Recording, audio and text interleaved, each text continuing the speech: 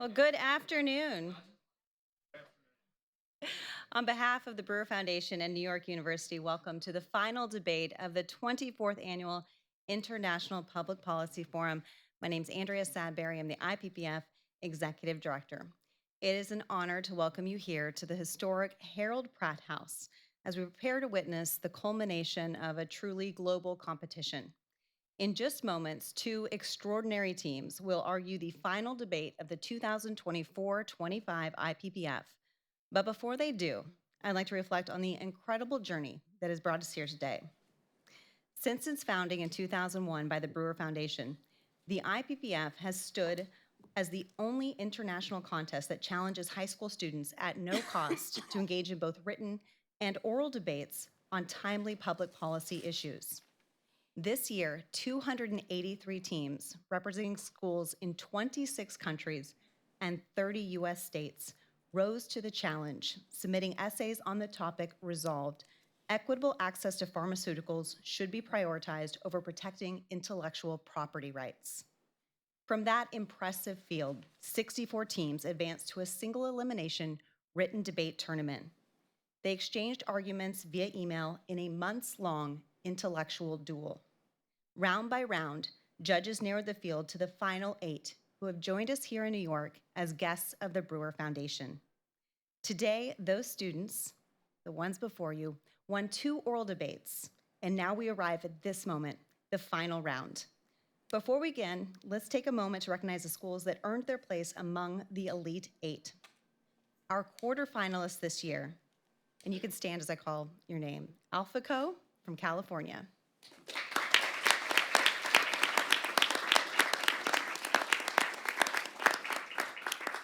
Kealakekee High School from Hawaii.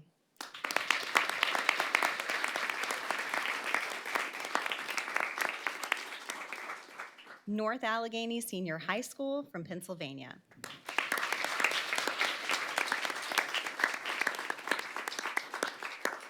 And Peak to Peak Charter School from Colorado.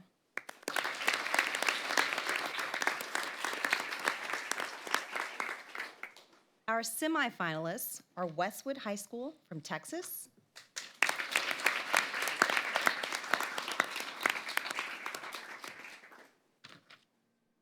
okay, guys, I've blanked and I didn't write it down. My second semifinalist school was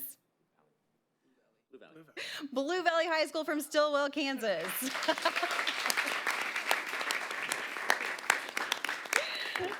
I am also from Kansas, so my apologies.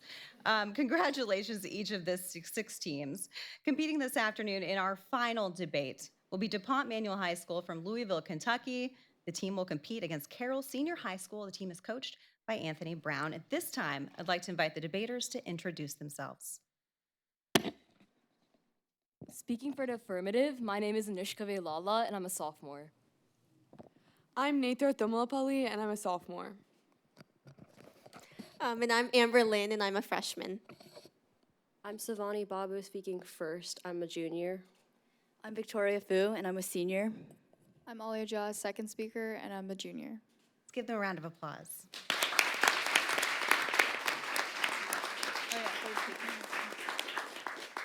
And now to introduce our distinguished moderator and judges. Our moderator for this round will be Mr. David Baker. Mr. Baker is the Director of Admissions and Financial Aid at St. Mark's School of Texas.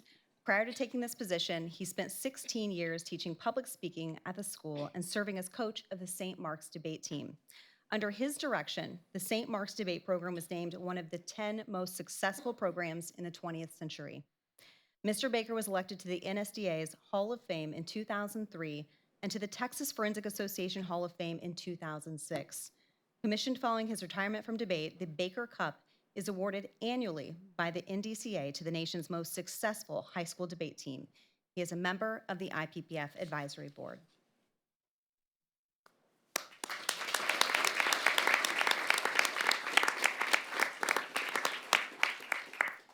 Our judges include Miha Andrić. He's an international communications, speech and debate teacher, philosopher, and sociologist based in Slovenia. He's currently the director of Education Center Argument, an executive board member at International Philosophy Olympiad, and a board member at Dialexicon. In the recent past, Mr. Andrick served as the director of the National Debate Organization Slovenia and a board member at the International Debate Education Association. He has served as program director of several international debate academies, including YAV Africa, DSA Russia, and ESU Turkey. He is a member of the IPPF Advisory Board.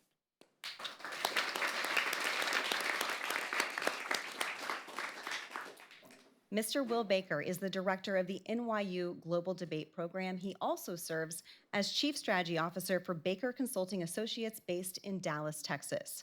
As a student at Cornell University, Mr. Baker won over 100 speech and debate awards. After Cornell, Mr. Baker worked at the International Association for Religious Freedom before becoming a social entrepreneur. He founded both the New York Urban Debate League and the Malcolm X Prison Debate Initiative at Rikers Island. In 2003, as head of NYU's policy debate team, Mr. Baker became the first African-American director to win the national championship since 1935. Since then, Mr. Baker has overseen top national finishes for nearly 20 consecutive years. Mr. Baker is a member of the IPPF Advisory Board.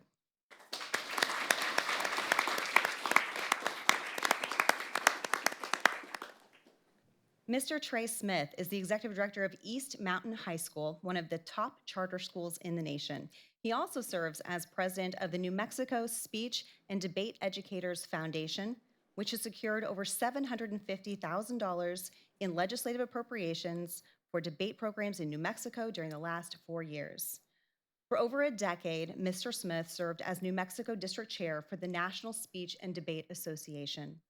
A two-diamond coach with the NSDA, Mr. Smith coached over 100 students to the national tournament. He has also coached multiple teams to the Elite Eight in the IPPF and serves on the IPPF Advisory Board.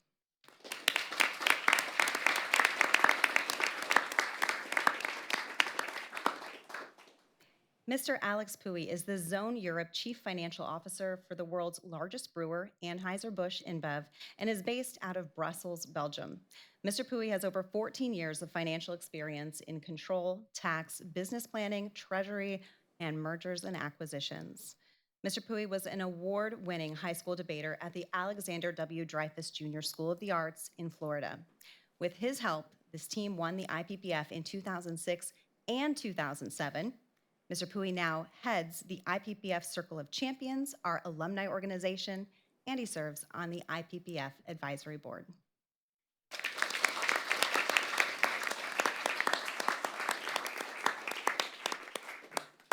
And last but by no means least, Dr. John Sexton. He is President Emeritus of New York University, having served as president from 2001 through 2015. Prior to being named NYU's president, Dr. Sexton was dean of the university's law school for 14 years. During his presidency and his deanship, the university's and the law school's reach and stature grew tremendously, including the emergence of NYU as a global network university with campuses in Abu Dhabi and Shanghai and 12 other academic centers. Dr. Sexton's a member of the Council on Foreign Relations and has served as the chairman of the board of the Federal Reserve Bank of New York. He holds 24 honorary degrees and has received numerous awards, including Outstanding High School Debate Coach of the last 50 years. Ladies and gentlemen, a round of applause for our judges.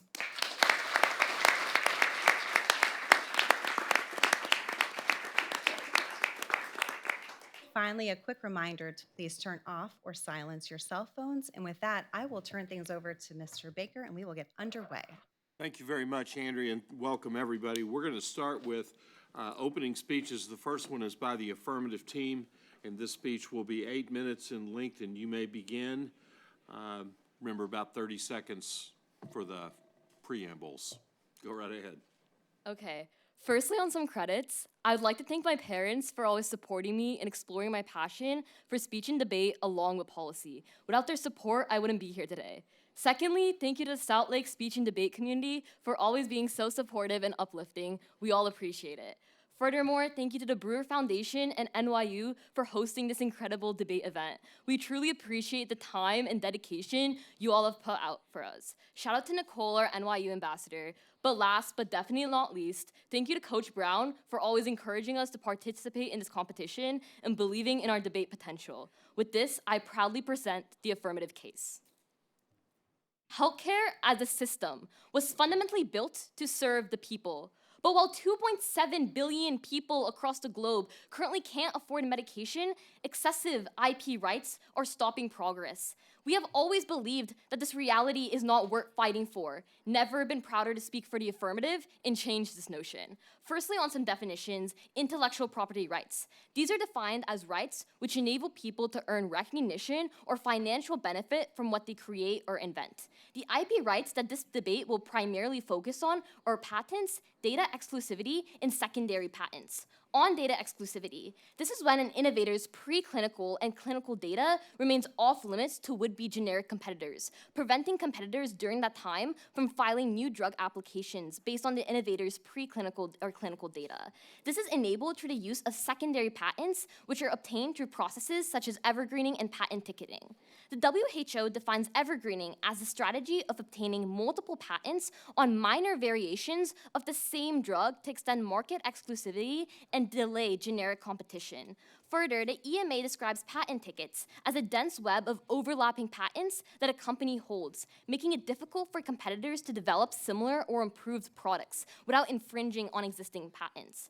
Thirdly, we don't support fully eliminating intellectual property rights. Instead, it is one in which companies can access forms of IPR as long as that they're not being prioritized to the point where they undoingly inhibit equitable access. Our arguments will evaluate the benefits of prioritizing equitable access over IPR in situations in which the two clash. So then, let's contextualize our world. What does our world look like? It looks like countries, governments, or international organizations imposing compulsory licensing measures frequently. For example, India issuing a compulsory licensing to produce a generic version of Bayer's Nexar, reducing its price by 97%. It looks like price caps being employed when necessary, like Biden's price cap on insulin. And further, it looks like regulations that would limit patent acquisitions to efficacy, not novelty, which is to say that similar to India's model, companies would not be able to acquire new patents on minor tweaks that don't actually improve efficacy. So then, the burden crystallizes as such. Whichever side best improves healthcare outcomes, fosters genuine innovation, and serves humanity at large should win today's debate. On our first contention of affordability and accessibility, nearly 1 in 4 Americans struggle to afford prescriptions. In Africa, only 24% of new drugs are available in South Africa, and none in several countries. A problem with affordability and accessibility is evident in the status quo. IP protections often make life-saving medications prohibitively expensive. Large pharmaceutical companies would rather charge $450 for one drug only available to the top 1%, rather than charging $8 for the same drug available to more people. Companies in the status quo can prioritize affordability and still make large profits, but they choose not to in lieu of making even larger profits. Patented drugs can be priced high at the point to which there is no competition. For instance, when Mylan raised EpiPen prices by 450%, it continued to dominate the market. A prerequisite to ever fixing the abusive monopolies that exist in the quo are making essential medications inaccessible to deprioritize IP rights. The top barrier to access is high drug prices through price gouging. Affordability is central to the purpose of healthcare. Millions worldwide struggle to afford life-saving medications, largely due to these stringent IP protections. AbbVie exemplifies this issue with Humira, a rheumatoid arthritis drug, protected by over 300 secondary patents, allowing a price hike to $114 billion in sales. Yet, the University of Nottingham estimates Humira costs as little as $5 to make. Look towards the comparative. When IP barriers are removed, generics enter and drive down prices. After key patents expired, biosimilars like Abijavita entered the market, dropping Humira's price by 38%. This shows that breaking monopolies foster price competition and consumer savings alike. The case of HIV and AIDS is another example. When the WTO temporarily waived IP rules, drug prices fell from $10,000 to under $100 annually, saving millions of lives in the global south. To ensure healthcare fulfills its mission, deprioritizing IP rights is essential. Generic competition curbs exploitation, holds companies accountable, and puts life-saving drugs within reach. But then secondly, on our contention on innovation, deprioritizing IP rights encourages genuine innovation by reducing barriers for new players and eliminating artificial monopolies. Large pharmaceutical companies often create monopolies by weaponizing patents. They use tactics such as patent tickets and evergreening. On average, pharmaceutical companies file 125 patent applications per top-selling drug, with about 71 patents granted, leading to an average of 38 years of attempted patent protection, far beyond the standard limit. These strategies extend exclusivity not just over final drugs, but also over essential building blocks for future medical breakthroughs. However, with the prioritization of equitable access, less patent tickets lead to reduced barriers of entry in the market. This is why before equitable access reforms, there were 6 companies producing antiviral drugs in India. However, with equitable access reforms in India, there were 60 plus Indian companies alone producing antiretroviral drugs. Large pharmaceutical companies use IP strategically, not for invention, but for dominance. Tactics like evergreening and patent ticketing block access to foundational knowledge. For instance, Eli Lilly and Novo Nordisk have controlled insulin analogs for decades through only slight modifications in delivery system patents, despite insulin's original discovery over a century ago. Similarly, biotech company Genentech's patent tickets on monoclonal antibodies have stifled cancer treatment innovation. These tactics discourage innovation from ever even entering the market. The practice of evergreening stifles true, tangible innovation. An FDA study found that 78% of newly patented drugs were not novel, but slight tweaks of existing ones. Patents don't protect new medications on the market, they recycle old ones. One example of this is Revlimid, an anti-cancer medication whose patent was unnecessarily extended 27 times, leading to an additional 18 years of squeezing profits from cancer patients. These 18 years weren't just excruciating for the patients themselves, they were also 18 years that represented other companies not being able to improve on Revlimid, stifling the natural process by which medications get better over time.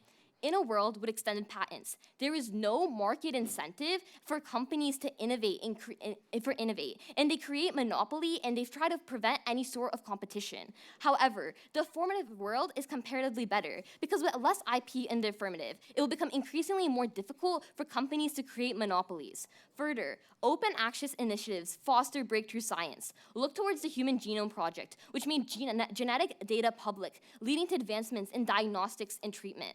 Critics may argue that IP incentives drive research, but between 2006 and 2015, big pharma profits rose by $245 billion, while R&D only increased by $6 billion. Clearly, innovation isn't the priority of large pharmaceutical companies. A system that prioritizes IPR in favor of equitable access does more than just increase fairness. When we deprioritize IPR, we can actually promote innovation, reduce prices, and save lives. Thank you. The next speech will be the opening speech for the negative team. After a brief introduction and thanks, that speech will be 8 minutes. You may begin. Before I begin, on behalf of the DuPont manual team, we would like to extend some thank yous before we begin. First, we would like to thank the Brewer Foundation at NYU for giving us this opportunity to be here and debate. We'd like to thank our ambassador, Owen Short. Next, we would like to thank our coach, Sarvesh, and our chaperone, Lori Tang, because without them, we wouldn't be here. Finally, we would like to thank our family and friends who supported us unconditionally throughout this. With that, the DuPont manual presents the negative constructive. In 2022, Switzerland ranked first in the World Healthcare Innovation Index, alongside Ireland, Netherlands, and Germany, all countries with strict IPR that drive modern medical innovation and healthcare progress. These rankings illustrate the crucial role of IPR in fostering pharmaceutical development by encouraging investment, enabling competition, and facilitating advancements in treatments that save millions. IPR protections don't just facilitate pharmaceutical development, they represent hope for millions suffering from rare and complex diseases. Without IPR incentivizing high-risk research, countless potentially life-saving treatments would never reach those who need them most. Ultimately, by providing the framework necessary for sustainable innovation and equitable access, IPR ensures the development and distribution of high-quality treatments that advance global healthcare and save millions. In this debate, we are discussing prioritization under normal circumstances throughout the industry. Thus, the affirmative must prove that to change the status quo is necessary, providing rational approaches which are applicable to the industry in the majority of cases, inclusive or exclusive of rare global health crises. The negative will be arguing to defend the status quo, inclusive of the TRIPS exemptions. First, on encouraging innovation, IPR has created a stabilized system vital to innovation in the pharmaceutical industry. In countries with strict IPR laws, there's a trend of increased healthcare innovation due to market incentive and competition. Switzerland proves that in the status quo, nations can balance IPR and accessibility. Accounting for all differences in infrastructure, encouragement of innovation via implementation of IPR and additional market incentives is still heavily supported. It's estimated that pharmaceutical R&D outlays would be reduced by 64% in the absence of patent protection. However, for other industries, the corresponding reduction was only 8%. The current IPR system provides an environment capable of fostering the scientific innovation needed to produce new treatments. IPR also plays a crucial role in creating a thriving innovation ecosystem in which small firms fulfill a market niche that cannot be replaced while big firms saturate the late-stage clinical research market. The pharmaceutical industry's success relies on the synergy between small firms providing most of the risky early-stage research and large firms offering financial incentives through acquisition. In fact, small firms are responsible for a significant portion of breakthrough research. Emerging pharma companies constituted 65% of the new drug candidate pipeline, with 60% of them being acquired by large pharmaceuticals. These companies focus on high-risk projects that may not be feasible for larger firms due to resource allocation restraints. In return, large pharmaceutical companies offer small firms lucrative exit opportunities through acquisitions. IPR plays a critical role in incentivizing small firms to undertake risky research, enabling them to secure funding and bring their life-saving discoveries to the market. Without IPR, larger firms would have no reason to acquire these small firms. They could simply copy drug formulas without paying. Removal of IPR rights would therefore disincentivize small firms from doing early-stage research, folding market incentives for most innovations. By reducing IPR that boosts the system today, the affirmative seeks to decimate pharmaceutical innovation output to an estimated mere 14%, effectively signing a death warrant for the industry and for the thousands of families clinging to hope for breakthrough treatments. Second, improving healthcare economies and LMICs. Beyond spurring rapid innovation in the entirety of the pharmaceutical industry, IPR establishes conditions for LMICs to achieve an independent pharmaceutical capabilities. Pivotally, as countries implement stronger preservation of IPR through legislation, the establishment of market exclusivity and the greater competitive advantage offered are more appealing to investors. As shown through countless studies, the improved protection of IPR and LMICs attract significantly increased foreign direct investment, or FDI. Moreover, weaker IPR regulations directly correlate with reduced R&D, lower employment, and less innovative output in countries due to the lower FDI received. On the contrary, FDI-funded R&D is crucial to the developing pharmaceutical industries of many LMICs, which often lack existing internal funding to complete the costly process of clinical trials. Many factors beyond price contribute to accessibility. For instance, over 20 million people in sub-Saharan Africa live with HIV. Despite governmental programs offering access to free or low-cost antiretroviral treatment, the deficiency of infrastructure greatly reduces the quality of treatment. Long-term monitoring and adherence to regulations are needed for successful treatment, yet healthcare systems in the region simply cannot accommodate the demand. As such, the negative proposes weighing based on time frame. While reducing prices may provide subpar treatment, it's more important to consider which team provides overall medical infrastructure, thus benefiting more people with higher quality care. Hereafter, the negative will demonstrate that long-term impacts of IPR significantly outweigh the short-term benefits of improved access. Primarily, healthcare infrastructure and industries within LMIC see quantifiable benefits from pharmaceutical innovation and FDI. Investment into pharmaceuticals can spill over to other sectors of the healthcare industry, improving system efficiency and boosting population outcomes by providing safer, more effective treatment options. New pharmaceuticals reduce strain on infrastructure, allowing further development of medical technology. Demonstratively, investment in pharmaceuticals through PEPFAR program directly stimulates the economy of recipient countries, improving socioeconomic and educational attainment in LMICs. As long-term results of FDI, LMICs improve internal healthcare infrastructure and overall quality of life. promoting governmental healthcare spending that can be more efficiently distributed due to improved pharmaceutical technology. We argue that COVID pandemic demonstrated the existing dependence on LMICs upon developed countries for imported vaccinations and treatments. Global power imbalances cannot be resolved through the removal of IPR, nor is it specific to the pharmaceutical industry. However, IPR prevents situations such as those seen with COVID-19 by creating the ability for LMICs to establish independent industries and infrastructure. This ultimately reduces the unhealthy dependency, allowing citizens of the countries to access more reliable treatment in the long term. Notably, the development of the independent pharmaceutical industries allow for LMICs to address tropical diseases endemic to those regions. In 2001, only 1% of medical research papers made mention of tropical diseases, and even fewer treatments for such diseases were created. Regardless of IPR, pharmaceutical companies in the developed world do not and will not develop treatments for these diseases, largely as a result of reduced market size. However, increased FDI to LMICs due to IPR has spurred innovation, allowing growing industries to create treatments themselves. These successes illustrate a promising reduced dependency on the developed world. A study from the Global Health Center finds that this trend has accelerated over the past decade as middle-income countries have exponentially increased investment in LMIC R&D. As a result, the total number of clinical trials increased markedly. Phase 1 and 2 trials have become more innovative, and the number of medicines developed has soared. To conclude the weighing, it must be acknowledged that when considering diseases impacting LMICs, innovation is simply a prerequisite to accessibility. In such cases, prioritizing accessibility is impossible when there is no existing treatment to access.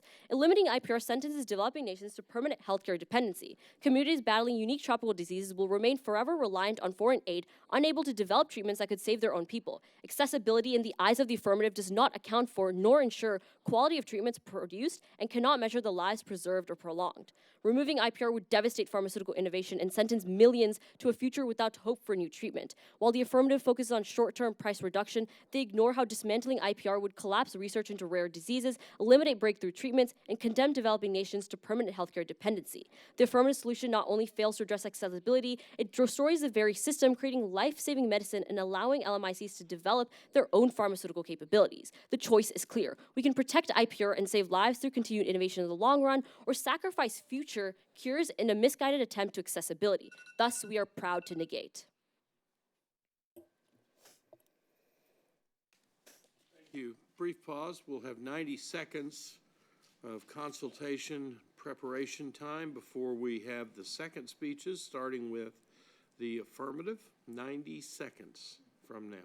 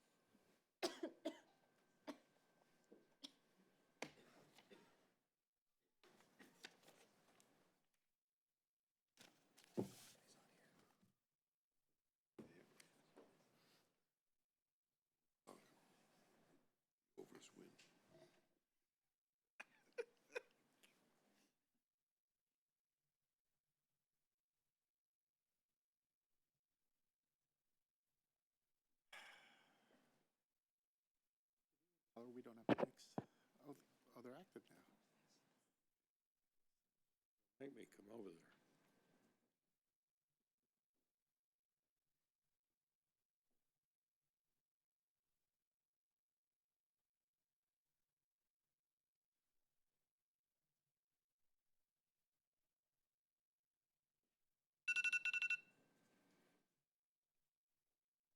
Second speeches, starting with, get this, all right, spot, there we go. Starting with the affirmative, you may begin.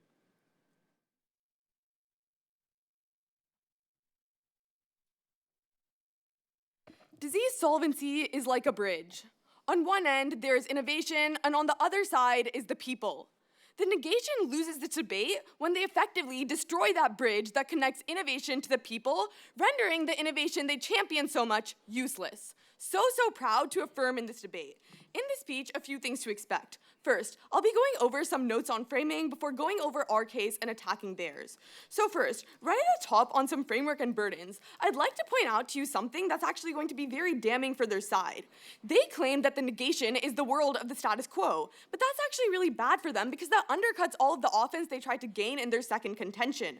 Because all of these LMICs they say are being supported so much in a world with such strong IPR are also the ones who are actively in the status quo being priced out of all of the drugs supported by IPR. That's really harmful for them. Next, we would say that they have the burden of proving that the innovation that they are sacrificing millions of lives for every single year is also saving that same amount of lives every single time they innovate. And now, onto our case. First, let's talk about access and affordability. Here, the incentive of pharmaceutical companies is extremely key to understanding.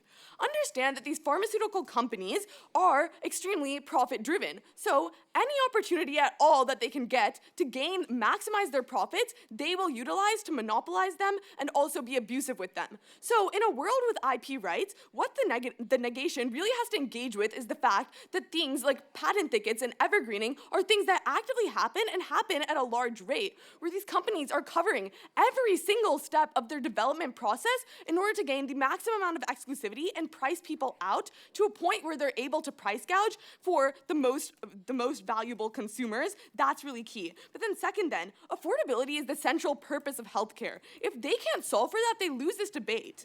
But then now look to innovation, our second contention.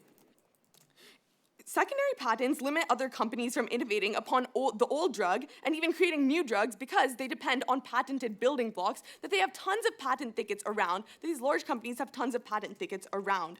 While the negation may claim that IP rights allow for recouping costs and continuing innovation, this isn't true. In the United States, remember the statistic we gave you by the GAO.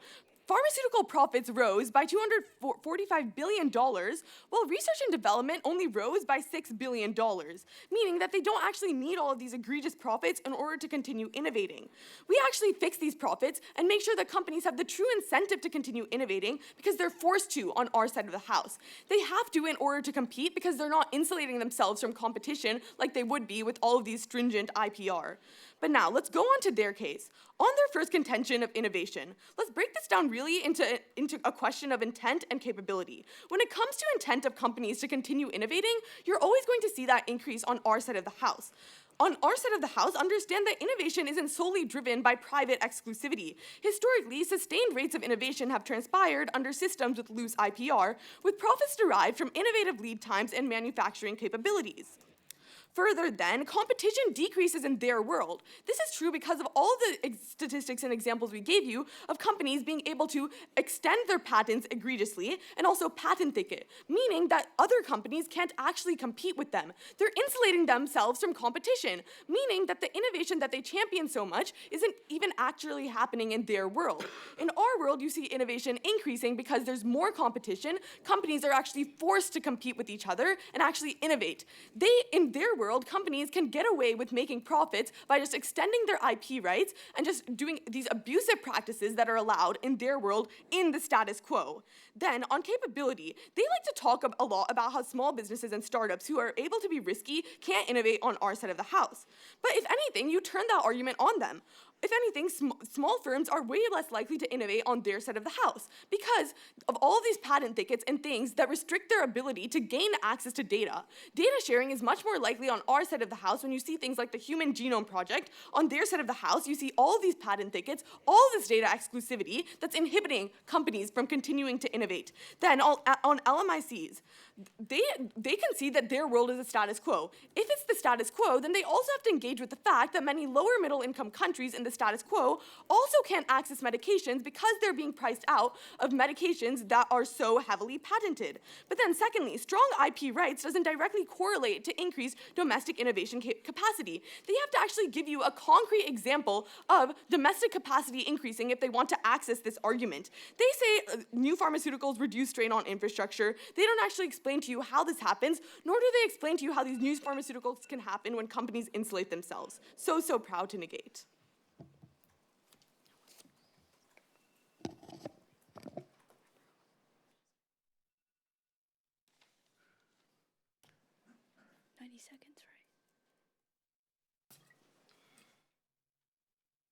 90 seconds of preparation time prior to the second negative speech.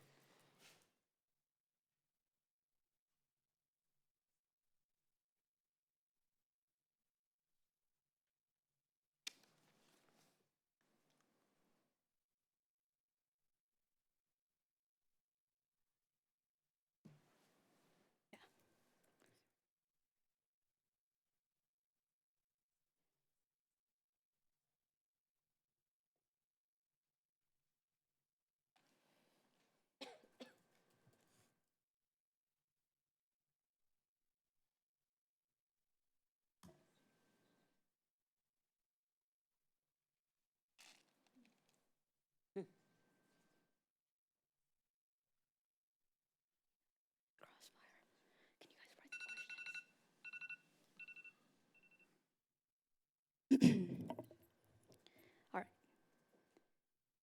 By the end of this speech, it will be clear that this debate is a choice between an unknown future, risking a death warrant for an incredibly innovative field, or a status quo improving to better the lives of millions of people. So let's start by talking about their arguments of IPR decreasing accessibility. So they try to use this evergreening argument to try and correlate high prices to market strategies that pharmaceutical companies use. However, they leave out key contextual details. Primarily, while patent law in the EU also leaves vulnerabilities for evergreening and patent thickets, for decades, its pharmaceutical drugs have remained almost 3 times cheaper and experienced lower inflation than those in the US. This discrepancy isn't because of differences in IPR. In fact, the EU and the US have around the same amount of IPR, but rather the EU's comprehensive regulatory framework that actively prevents price gouging. Considering corporate incentives for profit across all industries, it is clear that it's the US government that needs to step up. They try to give you this Humira example of how evergreening led to high prices. This may be true in the US, which had a few government regulatory frameworks in 2002 when Humira first came out. But Humira's story ended very differently in Europe. Generic biosimilars arrived by 2018 and quickly ate into Humira's market share. Why is this information pivotal? Because the real sole difference in the pharmaceutical industry across these high-income countries is regulation. It is the US's regulation that has allowed Humira to evergreen, not the EU's. However, the US government has been stepping up in recent years. From 2024 to 25, government measures have included the Inflation Reduction Act, capping the prices of insulin at $35 for those on Medicaid. Alongside the similar price cap of companies such as Eli Lilly, it is clear how effective price control mechanisms can mitigate monopolistic behavior without reducing IPR strength. And insulin companies to this date maintain low prices. And crucially, they force competitors to lower their prices as well to remain viable to consumers, starting an ongoing race to the bottom in the pharmaceutical industry by introducing competition.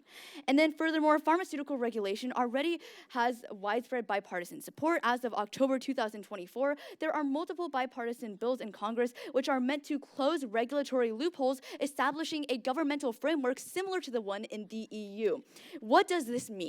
It means that we shouldn't destroy our patent system for an issue that's already being solved right now and will only improve over time. When they fail to provide modern and recent evidence, they fail to address the constantly shifting landscape of this industry. The negative can offer the best of both worlds by preventing corruption and price gouging. And yes, while LMICs may have suffered in the past, it's getting better. That's why medicines sourced to LMICs from Europe are far cheaper, and that's why medicines are getting more affordable in the US. But let's talk about these two examples of HIV and COVID. We would argue that we can just use the TRIPS exemptions and flexibilities existing in the status quo when there is a global pandemic or epidemic. Insofar as the affirmative really hasn't demonstrated a need for more exemptions or protections, they can't actually win this argument. But then remember the Grabowski evidence that tells you that pharmaceutical R&D outlays would be reduced by 64% in the absence of patent protection. For other industries, the reduction was only around 8%. But let's talk more about our case. First, we would argue that small firms enter the market with the deliberate intention of acquisition. The reason they don't continue later stage clinical trials isn't that they don't have the resources, but that the market for finished drugs is already saturated with competitors, big pharma companies, Johnson & Johnson, Moderna. Thus, small companies engage in riskier early stage research knowing there's high demand, so it can be sold to a large company.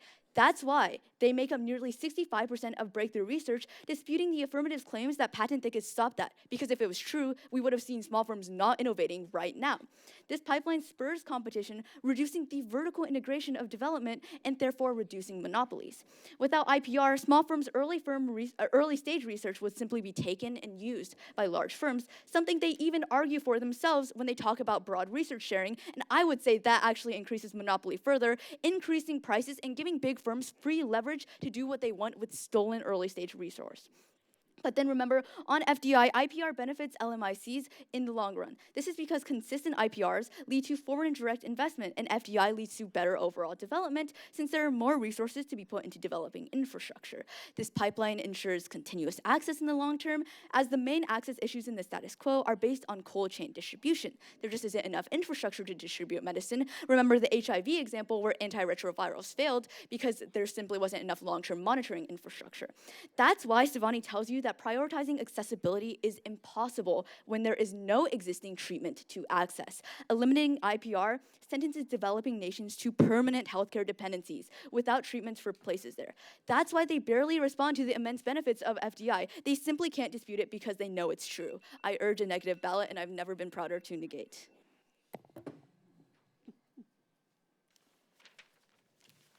Thank you very much. We will start the team cross-examination part of the debate. Captains, if you'll help me again and make sure that every one of your team members asks and answers at least one question before anyone on your team answers or asks a second question. Does that make sense? Okay, let's start with the affirmative. A question for the negative. Is the regulation of evergreening and patent thickets not the prioritization of access and affordability? I would say no, and that's because if you look at the difference in IPR framework between the US and the EU, it's exactly the same. When we're talking about regulation, we're talking about government framework and government legal regulation that actually monitors and stops the illicit activity of evergreening and not simply prioritizing accessibility in all cases. Because we're still maintaining IPR, right? We're still making sure that the existing IPR framework in the status quo that they argue is so terrible stays in place. We're not doing anything to touch the IPR regime. We're not doing anything to change IPR laws. All we're talking about is regulatory framework. Negative. Question for the affirmative. Yes. Okay, in the affirmative rebuttal, they rely upon the impacts of data exclusivity and data sharing. However, data exclusivity is the only protection incentive that small firms have to actually innovate and do risky early stage research. They're the one gaining and conducting the research to gain this data. Meaning without the incentive to be acquired by larger firms, these smaller firms are left helpless and have no motivation to actually do the research and risky stage research we need for newer drugs. So my question is, how exactly does data exclusivity harm the companies conducting the research to obtain this data? And how does the affirmative plan to account for the virtual removal of small firms when you ultimately eliminate their niche role in the market? The negation lives in a really idealistic world where they think these small companies already have access to the data. The truth is, what happens in the status quo is a lot of these large corporations like Pfizer, these large corporations have patent thickets and data exclusivity over their data. This is the type of data that small companies would be wanting to innovate upon. They can't just spur the data out of nowhere. They have to actually have somewhere to start from in the first place. That's what they're taking away from them on their world, exactly why you turn the argument against them. Question from the affirmative for the negative. I have a question. If competition from generics spurs innovation in drug formulation and delivery, why shouldn't that be encouraged? Repeat that again, sir? Yes. If competition from generics spurs innovation in drug formulation and delivery, why shouldn't that be encouraged? Because, first of all, small firms conduct a lot of the early stage research. Because and they get acquired by larger pharmaceutical companies, and when that happens, generic drugs only happen after the patents have been after the patents have been removed. This fosters competition because now pharmaceutical companies have to compete to acquire these smaller firms so that they have drugs to develop and innovate, if that makes sense. Does that answer your question? Question from the negative for the affirmative.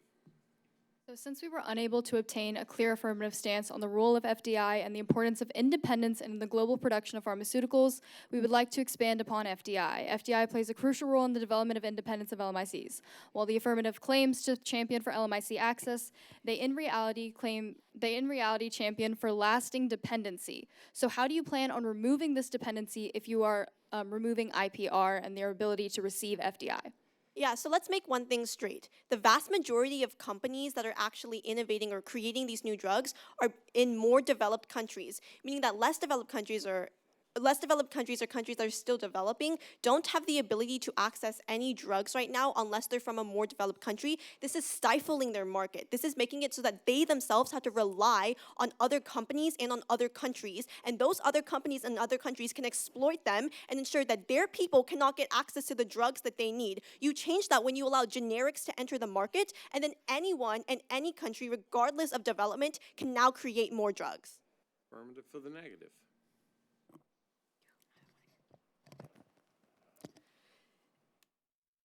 What is the incentive of pharmaceutical companies to stop price gouging the richest of the rich and just neglecting the poorer people in your world? So as we stated in our framework and also throughout our second contention, as you mentioned, we've already addressed that these regulatory frameworks are being strengthened and these issues are already being addressed within the status quo. So these regulatory changes, I believe, do address the issues that you're talking about. Question from the negative for the affirmative. You were just discussing how generic drugs are needed in order for these LMICs to produce them and solve their dependency issue. But the problem with this is that generic drugs, no matter what, are only going to enter the market after the initial patent expires. If you want generic drugs to enter the market sooner, you'll basically have to shorten that exclusivity period immensely, which means that investors aren't going to see recoupments on their investments. They won't have incentive to invest in R&D because they know that there's going to be like a million competing companies as soon as that product is released. So my question for the affirmative is, why will there still be incentive to innovate and to invest in innovation if you're literally taking away and instantly putting generic drugs into the market? Okay, firstly, let's make one thing very clear. A lot of the accessibility issues that LDCs have are drugs that are currently not available to the majority of people in the status quo. There are drugs like insulin that are just not available for people in LDCs and MDCs. When you make these drugs more affordable, you give accessibility, you make these drugs affordable. But then, because this was a multi-layered question, let's address this innovation argument over time. Sure, you may not be able to recoup costs as fast, but over time, when you actually sell these generic drugs, you recoup costs over time, you're actually able to invest into this innovation. Look towards Johnson & Johnson. Johnson & Johnson owns Tylenol. They're still able to profit a lot out of Tylenol, and J&J still does a lot of innovation. I don't understand why just because you have a generic, you can't make innovation. Question from the affirmative for the negative. Oh, okay. Even at our lowest, if you have a life-changing medication on your side, but you hide it from people and other companies from improving on it, then what is the point of this innovation? No one is innovating to hide things from other companies. Small firms innovate into early risky stage research with the end goal of getting acquired for large pharmaceutical companies. This is because large pharmaceutical companies have a dominance in clinical research and development. Therefore, it's a lot easier for these small firms to just get acquired, have monetary compensation, to then get their drug on the market through large firms. All the Johnson & Johnson, all Moderna, all of these large pharmaceutical companies don't actually do their own innovation. They all buy and acquire small firms that do that early risky stage research. Question from the negative for the affirmative. Okay. They talk a lot about how small firms need access to data, and open sharing data it spurs innovation. However, small firms conduct their own early risky stage research. I don't understand what research they need to be looking at to conduct their own early risk stage research. Large pharmaceutical companies do need these other researchers to innovate if they want and develop drugs, but small firms have a niche in where they are creating new research. So how does that correlate with your open access data? Yeah, so essentially, you're telling us that right now, small startups are able to innovate, but they're not having IPR because a larger company is immediately purchasing and buying them out, and then the large company is having IPR. We tell you that why can't the small company just keep the IPR? Rather, why can't the small company just start to sell their drug under our world, under our system? Your side never actually tells us any empiric about why allowing small companies to exist on their own without getting acquired by a larger company is bad for innovation. Why having more generics is bad for innovation. You just tell me that small companies need to innovate, but they can still innovate in our world, and it's easier to because they don't have to face the IPR on the building blocks of medication in order to do so. Question from the affirmative for the negative. This will be the last one. Okay. Where is the market for counterfeit medications in the affirmative world when people can afford drugs on our side of the house? Can you clarify that question? Yeah, sure. The question is, what is the market for counterfeit medications in the affirmative world when we see more people can afford drugs on our side of the house? Won't you see an increased amount of counterfeit medications and they'll turn towards counterfeit medications on negation because people can't afford medications? Okay, I get what you mean now. So basically what we've been saying throughout rebuttal is that it is unfortunately true that prices have been high in the past. But what you've neglected in this question is the fact that prices are decreasing. In fact, I believe a piece of our evidence stated that drug prices in the US have decreased for the last 5 years straight. Insofar as you don't really dispute that drug prices are decreasing right now, why would people need to turn to counterfeits in the very near future when it becomes more accessible, when it becomes more affordable, when we have regulatory framework that drives prices down, just like it already has with the insulin cap at $35. Okay. Thank you very, very much. That will conclude the questioning team to team. And now we will start with the questions from our distinguished panel. Would ask captains to distribute answers so that everyone answers a question before anyone answers a question twice. Do we understand each other? Everybody answers once before anybody answers twice. Some of these, well, you'll see. All right. Are we ready? Panel, fire away. So by tradition, since I'm twice the age of everybody else on the judging panel and 4 times your age, I get to ask the first question. And I think my mind is still capable of understanding the argument that went on, but you'll excuse me if it comes with a certain amount of fogginess, which forces me into clarity sometimes. So I'd like the negative to respond specifically to this point about evergreens. So there seems to be a general agreement that there's if the property's in a single hand, there's some disadvantage to that, whether it's sufficient to say we should attack that alone, fine. But the evergreen seems to me to create a renewable that extends out without improvement, so the affirmative claims, to very, very long periods of time, well beyond intellectual property. First, does the negative admit that there's a strong incentive to the extent evergreens can create monopolies to keep that monopoly and prevent innovation? Do you admit that? And if you do, am I right in saying that you use Europe to say there's a way to fight evergreens in the status quo? And if so, can you be more explicit about exactly why you think that's more efficacious than the affirmative proposal? Right, so sure, I do agree that companies have an incentive to evergreen. Of course, corporations are profit-driven entities, and at the end of the day, no matter what they do, they're always going to try to get profit. But the reason I believe that there is a feasible solution to stopping this evergreening problem is because we've already seen it in the European Union. In fact, I do believe that a lot of the EU's patent law is basically word for word or very similar to the US's patent law and IPR law in specific. The difference is that the government oversight agencies and the regulatory agencies they've set up have actually drastically decreased the amount of evergreening. And the reason I would propose just using regulation to stop evergreening, as opposed to what the affirmative is arguing for, is because the affirmative, at the end of the day, has to come up with a lot of hypothetical propositions. Like, if we remove IPR, this could happen, or this couldn't happen.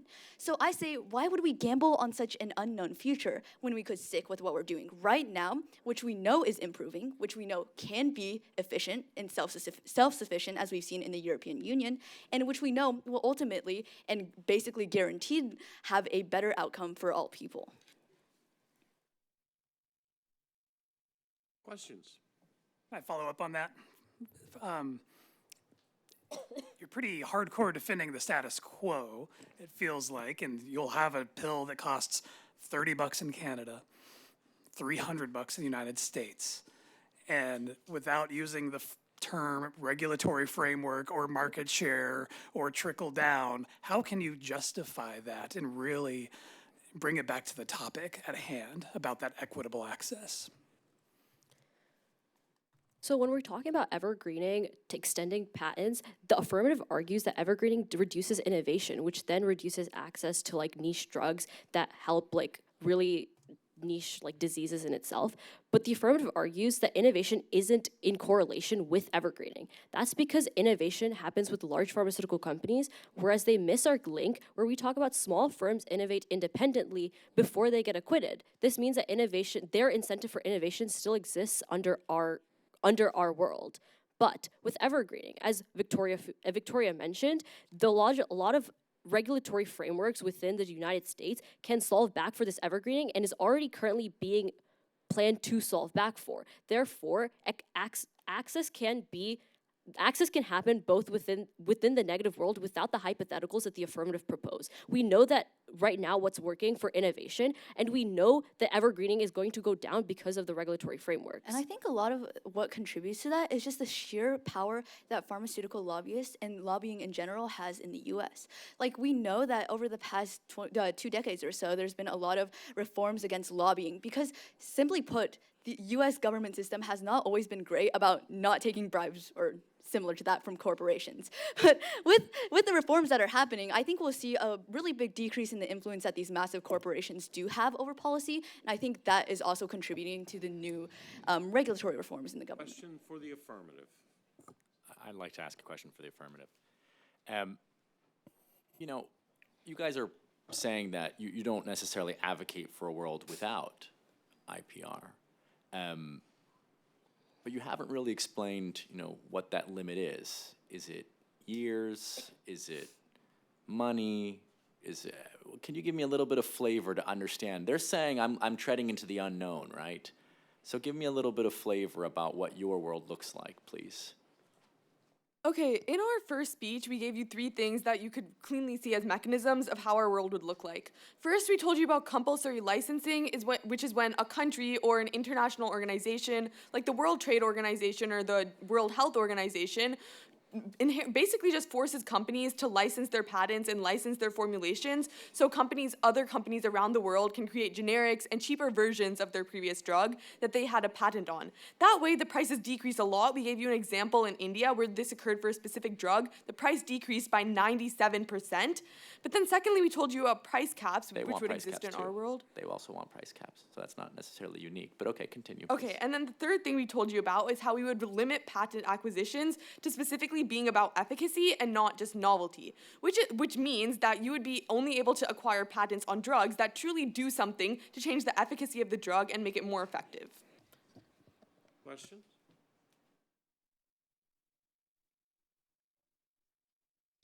I want to ask something to the affirmative. I heard a lot about accessibility. I heard a lot about patents from your side, right?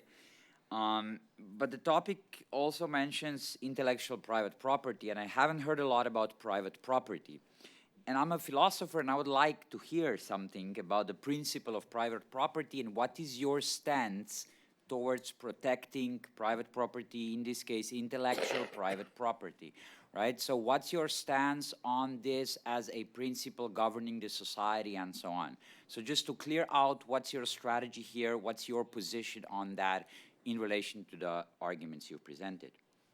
Yeah, of course. So we would say that the reason why we talk so much about patents are because patents are the current way that people prioritize, or rather, people protect IPR, right? But answering your question more directly, we believe that if your property is able to save the lives of millions of people, it's able to cure diseases that were never able to be cured before, it should not be limited to just the wealthy people. It should be shared to the world, right? People should be able to access the things they need. And so if that's locked behind a paywall because of patents, because of the protection of private property, then that's not a good thing for society, right? As a society, we want to move forward, and we think that by restricting necessary data, you're doing the exact opposite.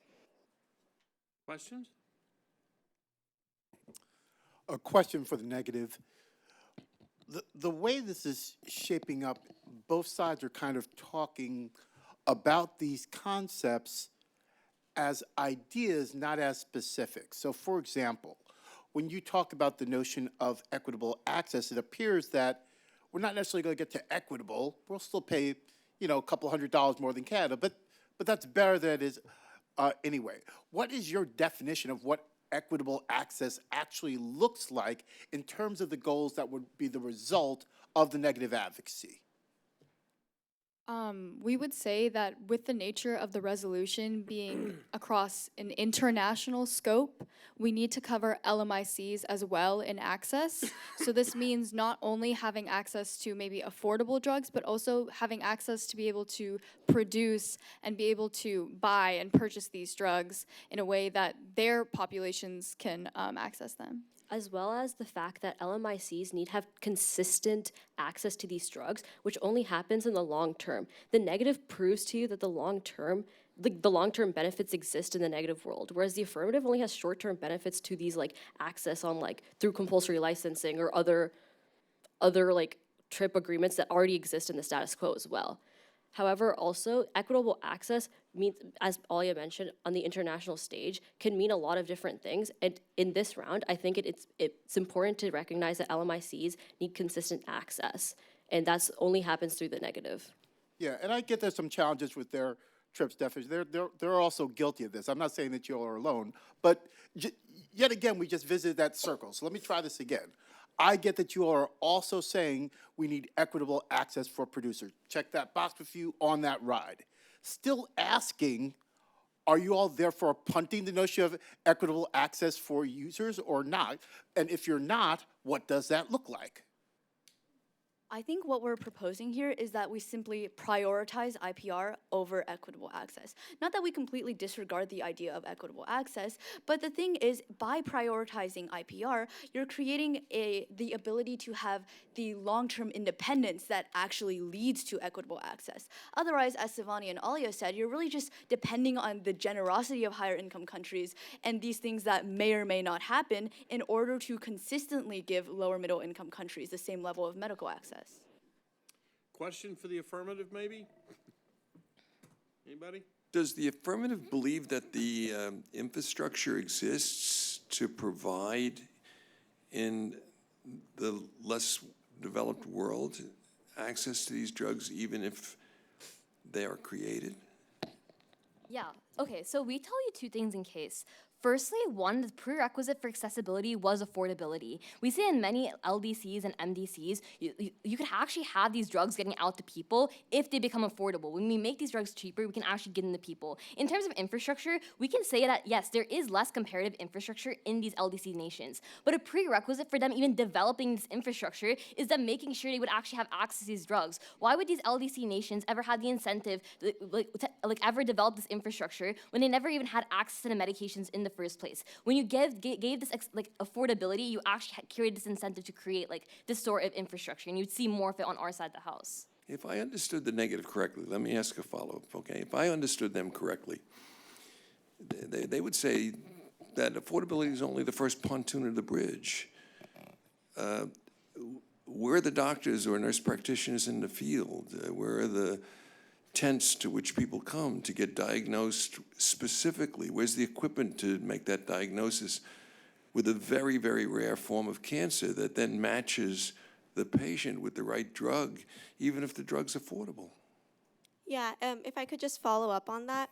We would say that the reason why there aren't enough doctors or the reason why there isn't enough infrastructure in less developed countries is because more developed countries, or rather the companies in more developed countries, have exploited them to the point where they can't even get any basic medications or vaccines in the first place. So those countries' governments have no reason to start building hospitals, to start building all these other things. And in fact, because they're defending the status quo, because they're defending the way that right now companies are prioritizing intellectual property rights, their side also doesn't get access to infrastructure either. If you look at the status quo, there are hundreds of countries that don't have the ability to properly provide their people with healthcare. And that's the status quo that they're defending. They're defending it, and it's the result of intellectual property rights and the prioritization of them. Also, adding on to what Amber said, I think it's kind of unfair to characterize LDC nations as these nations that have absolutely no healthcare infrastructure. These nations have some hospitals, they have some doctors, they have some nurses,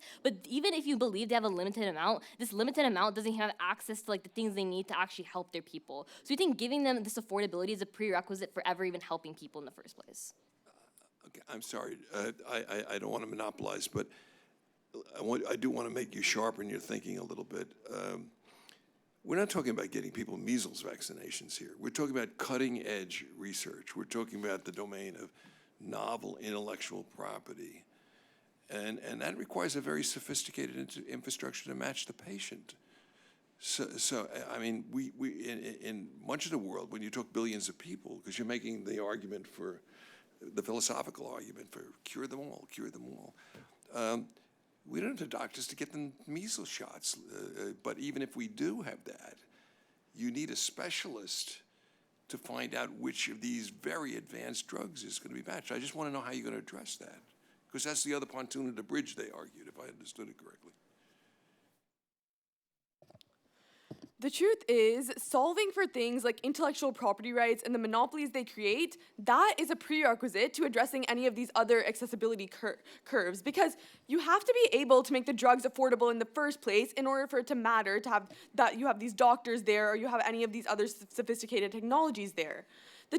That's a prerequisite, and that's why we're still going to win that point. Yeah, and just going off a little bit more on that, the reason why right now there isn't infrastructure for this cutting edge technology that you talk about is because companies who are profit driven, if they have a monopoly over their product, they will only sell to higher income people in higher income nations. They have no incentive to even offer this technology up in the first place. But as soon as you get rid of IPR and you allow generics to enter the market, right, you allow more people to innovate on that cutting edge technology, now there are more opportunities to go give products to people in less developed nations, right?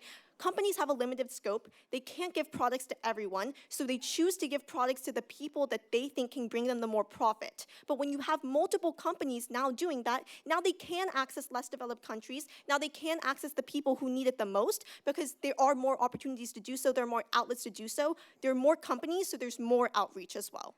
Questions for the negative? I have a question for the negative. You know, you guys argue that FDI is really important in terms of, in the existing space that we have, directing investment towards these countries. Well, the current system's been in place for a while, and the AF said, you know, in the status quo, really not much has happened. There aren't those tents, there aren't those doctors, there aren't all this other stuff that potentially could come in with this FDI. How much longer do we have to wait for your system? You say it's the time game, we can wait a long time. Well, there's gonna be a lot of time to wait if we extrapolate from where we are today. So do you have any evidence of these tropical diseases that have been you know, created, these disease solving medicine being created or anything like that can give us some comfort to give your model more time? Of course. FDI has actually helped a lot of South Asian countries build up their healthcare infrastructure. We see with India, Bangladesh, Sri Lanka, all of these countries, through the use of FDI, have built up their infrastructure, and now India is one of the leading producers of generic drugs. Their healthcare industry has boomed in the last 5 to 10 years. Additionally, the first part of your question about What was the first part of your question about? I was just asking you about the fact that, your model creating FDI, I want to see some examples in it, right? Right. Of course, India has India's infrastructure through through FDI has boomed and built over the past decade, and also now that prices for drugs are currently going down because of the new regulations in place, we're going to see a lot more faster change in these LMICs with their development of infrastructure and healthcare systems. And also, briefly adding on to that, the thing is that India saw this FDI after IPR was implemented. And for a lot of other low middle income countries, the problem is that there's not a strict IPR regime implemented, which is why we're arguing for a stricter IPR so that investors to these countries have more confidence knowing that these developments will be protected. And that's why we've seen developments in India, like the first Indian-produced anti-malarial drug, I believe, or anti-tuberculosis. And that was a groundbreaking innovation that's really accessible in India because of FDI bolstering the pharmaceutical industry in that country. We have time for a couple more questions. Anyone? Will?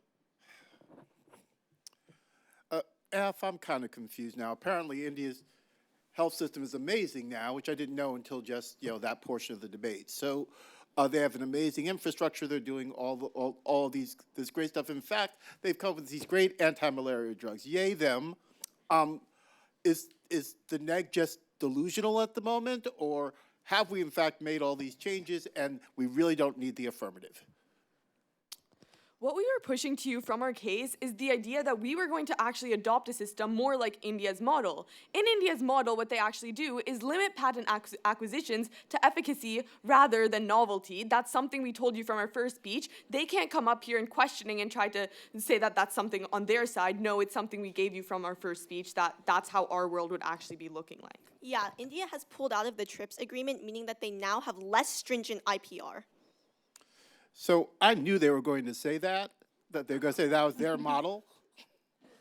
So I'm coming back to y'all. They have now said, this is our F. You have said, this is a great idea. I need to now know why is that either not their F, or why, despite what you just said, is it not a great idea? So we're talking about India in specific with this example. So India has been receiving FDI, and that has been proven just through their infrastructural developments and more. But if what they're saying truly is specific to India, we would not be seeing the same improvements in different countries. Like we said, we are seeing these same improvements in various South Asian countries and also countries like Turkey and the UAE. So if it truly weren't because of FDI, we wouldn't be seeing these improvements. Also, I'd like to mention that as of February of 2025, as a WTO member, India is bound by the TRIPS agreement still to this day. Thank you very much, panel. We appreciate it. And we will move to the final stage of the debate. There will be 2 closing speeches, starting with the negative. For a period of 5 minutes, you may begin. To begin, I'll address the affirmative claims. The most important argument in this round is long-term effects of dependency that the affirmative champions for, LMIC development in infrastructure, and thus independence via FDI. FDI entails the investment under IPR, with developing nations able to build their own markets to provide cheap and ample medication for their populations. The affirmative fails to dispute the importance of FDI, instead answering our questions about the importance of LMIC independence by instead contradicting their previous statements about LMIC independence today, claiming they do not have the capability to innovate. Moreover, as discussed throughout the cross-examination, we stand by the claim that the resolution cannot be fully addressed until all LMICs have the ability to access and innovate these treatments as well. The opposition exaggerates the issue of evergreening and patent thickets with complete disregard to the regulatory improvements already in place in the status quo. These are not issues of IPR, but rather they present issues that can be addressed with the improvements of the regulatory frameworks as seen with countries in the EU, earlier proven to exemplify the need for regulatory changes as opposed to IPR, acting as a country with both strong IPR and regulatory frameworks in place. Furthermore, the AF doesn't lay out a specific scope of what reducing IPR means. If the AF is working under global crisis framework, accessibility and global health crisis already have solutions through the existence through the existence of TRIPS exceptions. The AF never proves that there is a need for an extension in the status quo. The negative world has existing solutions to the affirmative's issues. Moreover, the affirmative claims that LMICs are not as developed due to exploitation. However, countries such as India directly contradict this claim. The importance of FDI is firstly undisputed, but secondly crucial to the development and innovation of new pharmaceuticals. LMICs have been and will continue to develop their infrastructure with the prioritization of IPR in the status quo.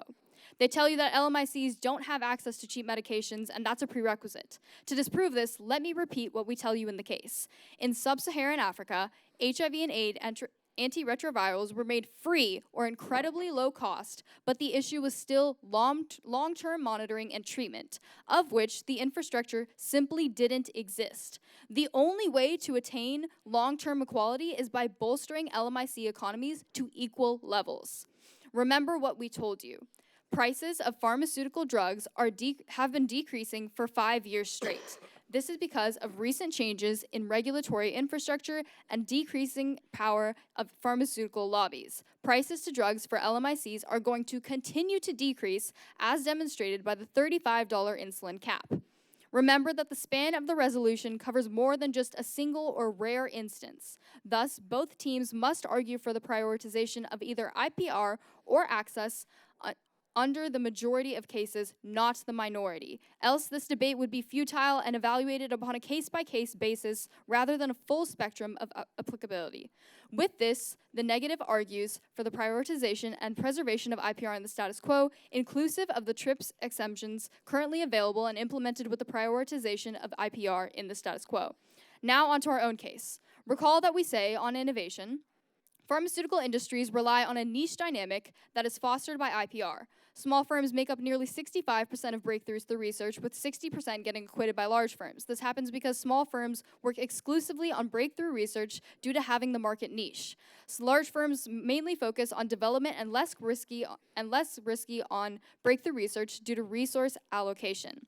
Therefore, they get acquitted by larger firms, and their end goal becomes to get acquitted. However, IPR is extremely crucial to incentivize small firms to continue this risky breakthrough research, because without IPR, large firms could copy their risky research, leaving small firms without any profit. We've told you about the benefits of innovation, how small firms do breakthrough research that doesn't overlap with the patented early stage research from large companies. But the easiest place to vote in this round, and the most important claim, is on our argument about FDI. On FDI, we have proven that IPR benefits LMICs in the long run. This is because consistent IPRs lead to foreign direct investment. Foreign direct investment leads to overall better development, as there are more resources to be put in developing infrastructure. This pipeline ensures continuous access in the long term, as main access issues in the status quo are based in cold chain distribution because there isn't enough infrastructure to distribute the medicine. Meaning, even if you have access to medicine, LMICs will still suffer because there isn't enough infrastructure to distribute it.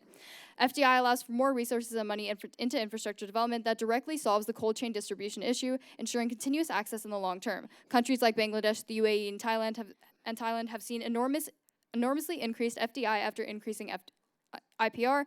Improving healthcare industries is a prerequisite to accessibility in the long term and reduces dependencies that leave LMICs weakened.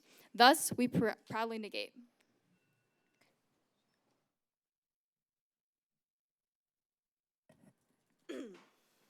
Final speech by the affirmative for 5 minutes. You may begin.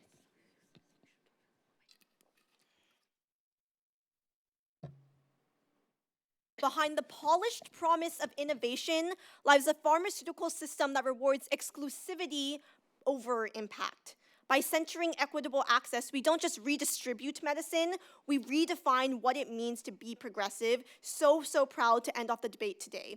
There are going to be two main things I'm addressing in this speech. First, innovation, and second, access and affordability. First, on innovation. We'd argue that our side makes innovation better when you only grant patents to when companies actually change their product in terms of efficacy, rather than small tweaks in their ingredient list. Our current systems enable ineffective patents falsely labeled as innovation. When they protect the status quo, this is the reality that they're protecting. They then try to tell you that small startups are restricted when you get rid of IPR, but we'd again argue that small firms are incapable of innovating in their world because large pharmaceutical companies control the most basic information on the building blocks to drugs. In fact, they already tell you that in order to succeed in the status quo, small pharmaceutical companies have to be acquired by large pharmaceutical companies. This point obviously falls to us.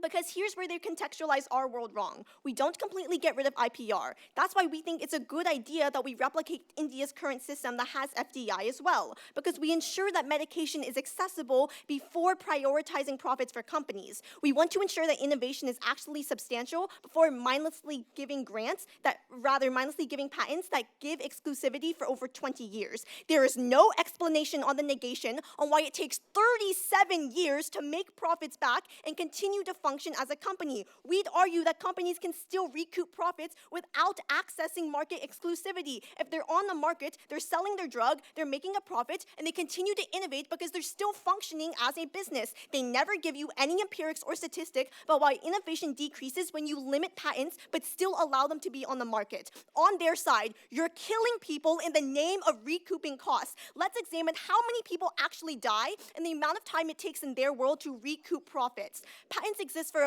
basically 20 years, but on average it takes around 10 years for them to recoup profits. The Washington Post estimates that 1 million people die every single year due to a lack of access to patented drugs. This means that in the time it takes for a company to recoup their cost of drugs in their world, you kill 10 million people every single time. We refuse to allow people to be killed in the name of research and development. This is never something that we wanted to protect on our side. The negation ignores our arguments on the purpose of patents. Evergreening and patent thickets are never addressed head-on. Rather, your ballot lies on the affirmation because the negation does nothing to mitigate the corrupt practices that kill millions of people every year.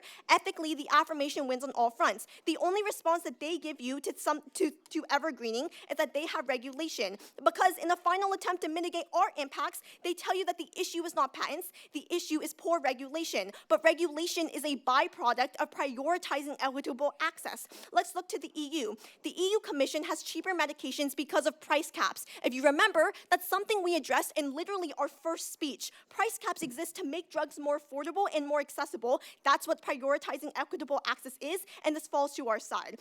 Furthermore, in questioning, they advocate for stricter IPR, yet they defend things like price caps that reduce IPR. They have no comparative world because they keep going back and forth on whether or not they prioritize intellectual property or whether or not they don't because they're prioritizing the status quo. But even then, they tell us that their IP laws in Europe are similar. But even then, 29% of people in Europe cannot afford medications. You aren't actually protecting them, and your world isn't perfect because in your world, there's still thousands and rather millions of people who can't access the medications that they need. Now let's take a closer look on access and affordability. Understand that companies will always continue to reinvest their profits back into R&D and producing drugs. They aren't less incentivized to innovate because innovate is the only way that they can make profits. They have to continue doing so in an affirmation world. Because now let's look at time frame. In the short term, when we remove IPR as a barrier of access and affordability, we make medication more affordable. Most medication that is unaffordable not because there's a lack not because there's no patents, but rather because companies want to price gouge. Insulin, for example, is unaffordable to the vast majority of people, even in wealthier countries. It's basically unheard of in less developed countries, and we've innovated on it for over a century. The issue is that evergreening is an issue, price gouging is an issue, their only response is regulation, and once again, that falls to our side because that's a prioritization of access. In the long term, we create a more robust healthcare system where you grant patents based on efficacy, not novelty. We've once and for all continued to champion this. Because for people like you and me, affirming today's legislation prioritizes our lives over lining the pockets of those who only see profits.